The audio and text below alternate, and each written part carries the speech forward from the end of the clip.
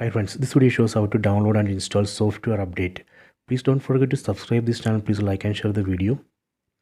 Go to settings, tap on the settings app icon, go down, select software update, select download and install.